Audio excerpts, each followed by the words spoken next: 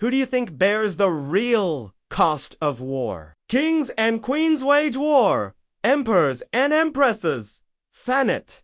And generals plan and execute it. But it's the ordinary people who face its real horrors. History is full of their stories.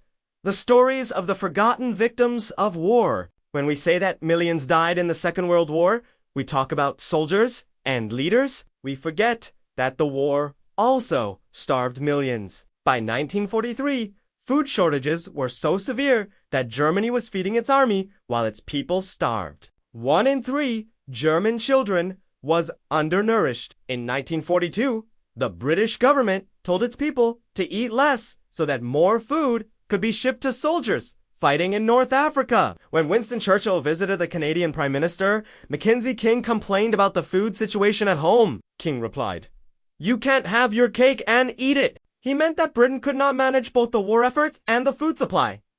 They had to choose one, so they chose the war. The result was famine. When bombs fell from the sky, people ran for cover.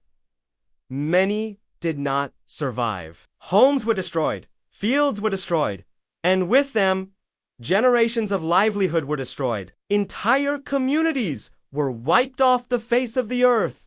A small village in England was completely destroyed by a bomb. It was called a smart bomb, but nothing was left of it, not even smart.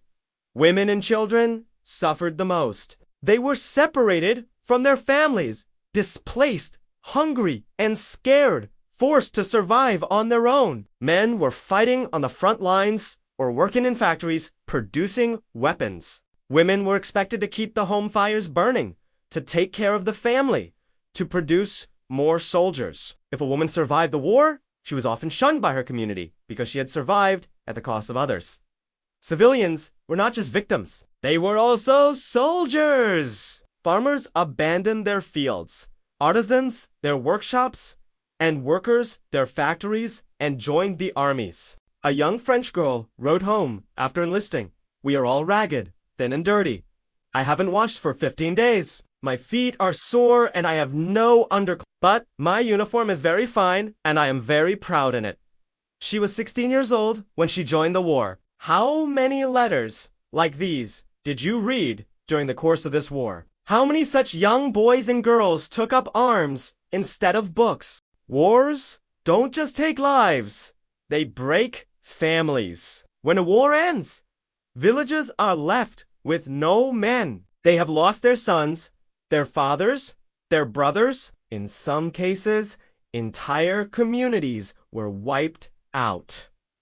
Remember the Armenian genocide? Around 1.5 million Armenians were killed by the Ottoman Empire. Today, the United Nations recognizes this as genocide, but Turkey denies it. Survivors carried the trauma of war from one generation to the next. What do you think children growing up in war-torn countries inherit along with their mother's milk? Courage!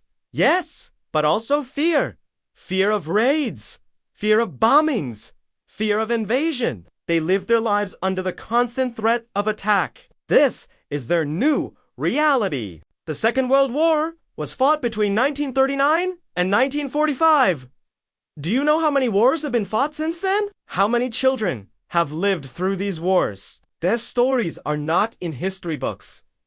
They are in letters and diaries. These are unheard voices from the past. Stories of courage, hope, and despair. People hid these stories for years. Why?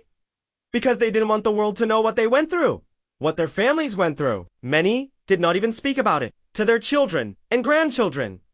But some did, and I'm glad they did because their stories are an important part of our history. Yes, history is about battles and kings and queens, but it's also about the silent struggle of ordinary people. It's about you and me.